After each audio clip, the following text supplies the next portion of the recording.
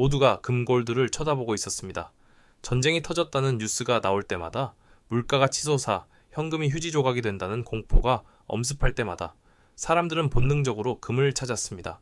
그리고 실제로 금값은 미친 듯이 올랐습니다. 사상 최고가를 갱신했다는 뉴스가 매일같이 쏟아졌죠. 하지만 진짜 큰돈을 만진 슈퍼리치들은 다른 곳을 보고 있었습니다.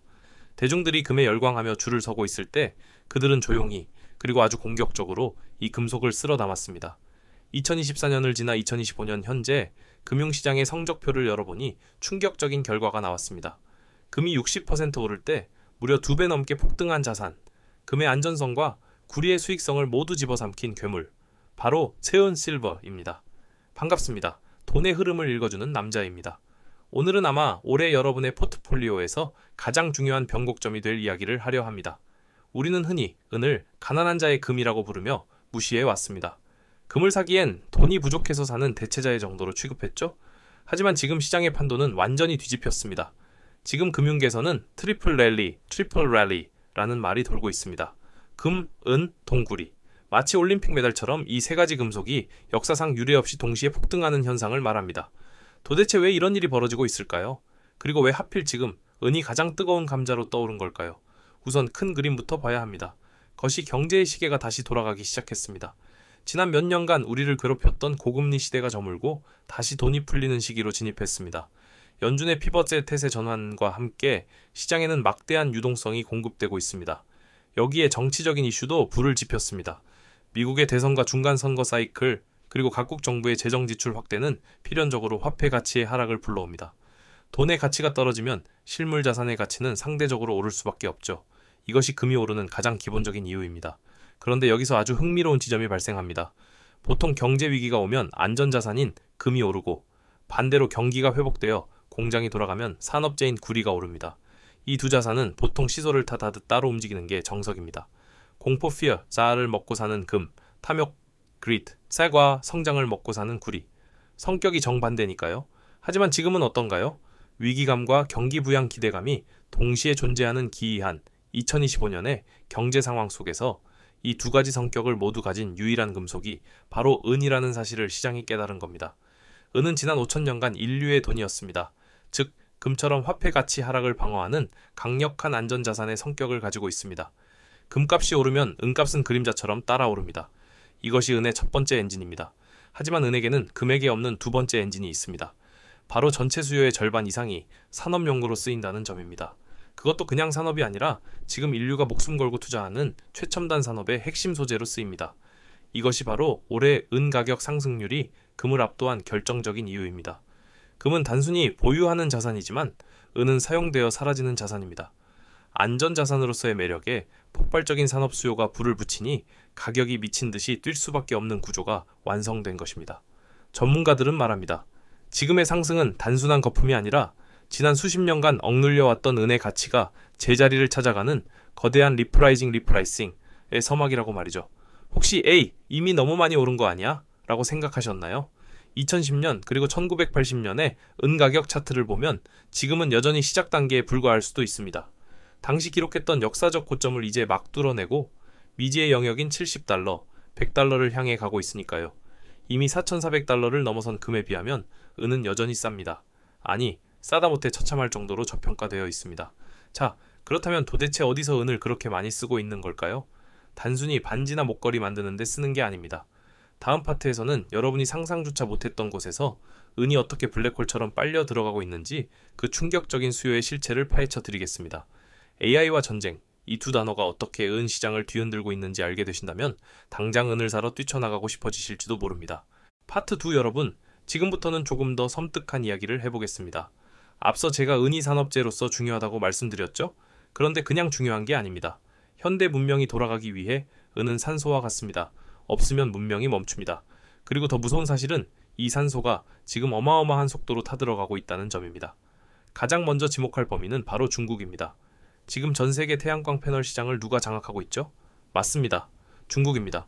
중국은 지금 국가의 명운을 걸고 태양광 발전에 올인하고 있습니다. 그런데 이 태양광 패널 핵심이 뭘까요? 빛을 전기로 바꾸는 그 순간 전기를 손실 없이 이동시켜야 합니다. 지구상에 존재하는 모든 금속 중 전기 전도율이 가장 높은 물질, 바로 은, 실버입니다. 대체가 불가능합니다. 태양광 패널 하나당 약 20에서 25g의 은이 들어갑니다. 겨우 20g? 하실 수 있겠지만 중국이 설치하는 패널의 개수가 수억 개라면 이야기가 달라집니다. 중국은 자국에서 생산되는 은으로도 감당이 안 돼서 전 세계의 은을 진공청소기처럼 빨아들이고 있습니다. 싹쓸이라는 표현이 과장이 아닙니다. 여기에 기름을 부은 것이 바로 AI 혁명입니다. 2025년 현재 모든 빅테크 기업들이 AI 데이터 센터 짓기에 혈안이 되어 있습니다. 엔비디아의 GPU, 그 복잡한 회로 기판, 서버와 서버를 연결하는 커넥터. 이 모든 것의 핵심은 속도와 효율입니다.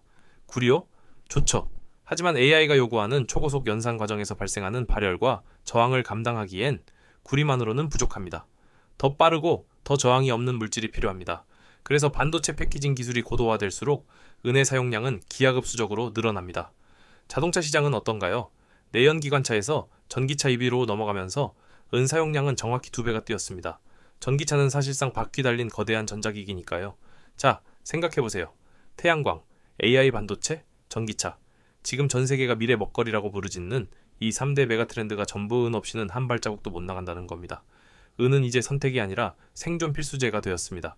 하지만 정말 충격적인 블랙홀은 따로 있습니다. 바로 전쟁입니다. 이 부분은 통계에도 잘 잡히지 않습니다. 여러분, 토마호크 순항 미사일 하나에 은이 얼마나 들어가는지 아십니까? 무려 15kg이 들어간다는 보고가 있습니다. 미사일뿐일까요? 현대전의 게임 체인저가 된 드론, 전투기의 레이더, 위성통신 장비, 이 모든 첨단 무기는 정밀한 전자제어가 생명이고 거기엔 반드시 대량의 은이 들어갑니다. 여기서 소름 돋는 차이점이 발생합니다. 태양광 패널이나 전기차에 들어간 은은 나중에 폐기할 때 일부라도 재활용 가스 리사이클을 해서 다시 시장에 나올 수 있습니다. 하지만 전쟁 무기는 다릅니다. 미사일이 발사되어 목표물에 명중하고 폭발하는 순간 그 안에 있던 은은 어떻게 될까요? 가루가 되어 산산이 흩어집니다. 말 그대로 증발해버리는 겁니다. 지구상에서 영원히 사라지는 은이죠. 지금 우크라이나, 중동 등 세계 곳곳에서 벌어지는 지정학적 위기는 아이러니하게도 은을 가장 빠르게 소모시키는 거대한 소각로 역할을 하고 있습니다. 군사기밀이라는 이유로 정확한 통계조차 잡히지 않지만 전문가들은 공식적으로 집계된 은 부족분보다 실제 부족분이 2배, 3배 더 클 것이라고 경고합니다. 자, 계산기를 한번 두드려 볼까요? 1년에 전 세계 광산에서 캐내는 은의 양은 약 8억 온스 정도입니다. 그런데 지금 산업계와 투자자들이 필요로 하는 은의 수요는 12억 온스를 넘어섰습니다. 재활용을 영혼까지 끌어모아도 매년 억 온스에서 억 온스가 부족합니다. 이것도 군사 수요를 제외한 보수적인 수치입니다. 실제로는 억 온스 이상 부족할 수도 있다는 게 합리적인 의심입니다. 수요는 폭발하는데 공급은 턱없이 부족한 상황. 경제학 원론 1페이지에 나오는 이야기죠. 가격은 오를 수밖에 없습니다. 그럼 은을 더 많이 캐면 되잖아? 라고 생각하실 겁니다. 하지만 안타깝게도 그게 불가능합니다. 신이 우리에게 준 은광산은 이제 바닥을 드러내고 있기 때문입니다. 돈이 있어도 물건을 구할 수 없는 공급의 배신이 시작되었습니다. 다음 파트에서 그 절망적인 공급의 실태를 낱낱이 공개하겠습니다. 파트 3. 그럼 광산을 덮어서 은을 더 캐내면 되는 거 아닌가요? 많은 분들이 이렇게 묻습니다. 자본주의 논리라면 당연합니다. 가격이 오르면 공급을 늘려서 돈을 더 벌어야 하니까요. 하지만 은 시장에서만큼은 이 자본주의의 법칙이 통하지 않습니다. 이것이 바로 은이 가진 치명적인 공급의 배신이자 우리가 직면한 구조적 재앙의 핵심입니다. 충격적인 사실을 하나 알려드릴까요? 전 세계에서 생산되는 은의 약 70% 이상은 은 광산에서 나오지 않습니다. 구리 광산이나 금 광산, 아연 광산에서 축가되는 금속을 캐내다가 어쩌다 보니 섞여 나오는 부산물, 바이 프로덕트일 뿐입니다. 다시 말해 응합시 아무리 폭등해도 구리 가격이나 아연 가격이 떨어져서 그쪽 광산이 가동을 멈추면 은 생산도 강제로 중단된다는 뜻입니다. 은은 자신의 공급량을 스스로 결정할 권한조차 없는 기생금속의 운명을 타고났습니다. 게다가 광산이라는 게 오늘 땅 판다고 내일 은이 쏟아져 나오는 게 아닙니다. 탐사하고 허가받고 채굴 장비를 설치해서 실제로 은을 뽑아내기까지 최소 10년이 걸립니다. 그런데 지난 10년간 원자재 가격이 바닥을 길 때 채굴 기업들은 신규 광산 개발에 돈을 거의 쓰지 않았습니다. 투자의 공백기가 너무 길었습니다. 지금 당장 전 세계가 달려들어 땅을 파기 시작해도 의미 있는 공급이 나오려면 2035년은 되어야 한다는 이야기입니다. 이미 늦었습니다. 버스는 떠났고 우리는 10년짜리 공급 절벽 앞에 서 있습니다. 땅속 사정이 이렇다면 이미 캐놓은 재고라도 넉넉해야 하지 않을까요? 여기서 진짜 공포 영화가 시작됩니다. 지금 전 세계에 은 창고가 털리고 있습니다. 그냥 줄어드는 수준이 아니라 증발하고 있습니다. 세계 최대의 귀금속 거래소인 런던 금시장 연합회 LBMA. 이곳의 은 재고는 지난 몇 년간 역대 최저 수준으로 급감했습니다. 뉴욕 상품거래소 COMX도 상황은 마찬가지입니다. 더 놀라운 건 이 은들이 다 어디로 갔느냐는 겁니다. 서방의 은들이 비행기를 타고 1000톤 단위로 인도로 중국으로 날아가고 있습니다. 특히 상하이 거래소의 은 재고는 10년 내 최저치를 찍었습니다. 중국과 인도가 웃돈을 얹어주며 서방 세계의 은을 블랙홀처럼 빨아들이고 있기 때문입니다. 이것은 단순한 무역이 아닙니다. 실물 쟁탈전, 피지컬 워입니다. 종이로 된 선물 계약서 쪼가리가 아니라 진짜 만질 수 있는 실물 은을 확보하기 위한 전쟁이 시작된 겁니다. 뉴욕 선물 시장에 있는 투자자들이 만약 나 돈 말고 진짜 은으로 줘? 라고 만기 인도를 요청한다면 현재 보유한 재고로는 감당이 안 돼서 디폴트, 채무불이행가 날 수도 있다는 섬뜩한 시나리오까지 월가 일각에서 흘러나오고 있습니다. 이게 먼 나라 이야기 같으신가요? 지금 한국에서도 징후가 포착되고 있습니다. 소위 김치 프리미엄이라고 하죠. 금은 국제 시세와 국내 시세 차이가 거의 사라졌습니다. 하지만 은은 여전히 한국에서 살 때 훨씬 비쌉니다. 왜일까요? 물건이 없기 때문입니다. 예전에는 해외에서 은을 수입하면 한 달이면 도착했습니다. 지금은 2달, 3달씩 걸립니다. 주문은 밀려드는데 줄 물건이 없어서 딜러들이 발을 동동 구르는 상황. 이것이 2025년 현재의 리얼한 풍경입니다. 지질학적 데이터는 우리에게 더 잔인한 시한부 선고를 내립니다. 현재 확인된 매장량을 기준으로 할 때 인류가 채굴할 수 있는 은은 앞으로 길어야 20년 정도 남았습니다. 석유 고갈보다 은 고갈이 더 빠를 수 있다는 경고입니다. 정리해볼까요? 수요는 AI와 전쟁 때문에 폭발합니다. 땅속 공급은 부산물의 함정에 빠져 늘릴 수가 없습니다. 지상에 쌓여있던 재고는 동나서 바닥을 긁고 있습니다. 이 완벽한 퍼펙트 스톰 속에서 가격이 가만히 있는 게 더 이상하지 않겠습니까? 이제 결론을 내릴 시간입니다. 공급 부족이 불러올 가격의 폭발, 과연 어디까지 갈까요? 글로벌 투자은행들이 은밀하게 속삭이는 목표가, 그리고 지금 당장 우리가 취해야 할 행동 강령, 마지막 파트에서 모든 것을 공개합니다. 파트 4 이제 우리는 마지막 퍼즐 조각을 맞춰야 합니다. 바로 가격입니다. 현명한 투자자는 좋은 자산을 사는 게 아니라 좋은 자산을 싸게 삽니다. 그렇다면 지금 은의 가격은 과연 싼 걸까요? 여기서 우리는 금융 역사상 가장 신뢰할 만한 나침반 하나를 꺼내야 합니다. 바로 금은비 골드-실버 레이시오입니다. 역사적으로 그리고 지질학적 매장량을 기준으로 볼 때 금과 은의 적정 교환 비율은 약 10대 1에서 15대 1 정도였습니다. 금 1개를 사기 위해 은 10개에서 15개면 충분했다는 뜻입니다. 그런데 2025년 지금은 어떻습니까? 최근 은값이 많이 올랐다고는 하지만 여전히 이 비율은 60대 1, 심지어 70대 1 근처를 오가고 있습니다. 이게 무슨 의미일까요? 통계적인 평균으로만 회귀한다고 가정해도 지금 은값은 여기서 최소 4배에서 6배는 더 올라야 정상이라는 계산이 나옵니다. 지금 금값은 이미 사상 최고가를 뚫고 하늘 높은 줄 모르고 치솟았습니다. 그런데 은은 아직도 1980년, 2011년에 찍었던 고점 근처에서 이제 막 숨고르기를 하고 있습니다. 금이 에베레스트 정상에 올라가 있는데 은은 아직 베이스 캠프에서 신발끈을 묶고 있는 격입니다. 이것은 시장이 남겨둔 명백한 오류이자 우리에게 주어진 마지막 기회입니다. 글로벌 투자은행, IB들이 입을 모아 내년 은값 목표치를 온스당 100달러로 상향 조정하고 있습니다. 지금 가격에서 대략 40%에서 50%가 더 폭등해야 도달할 수 있는 수치입니다. 누군가는 너무 과한 꿈 아니냐고 비웃을지도 모릅니다.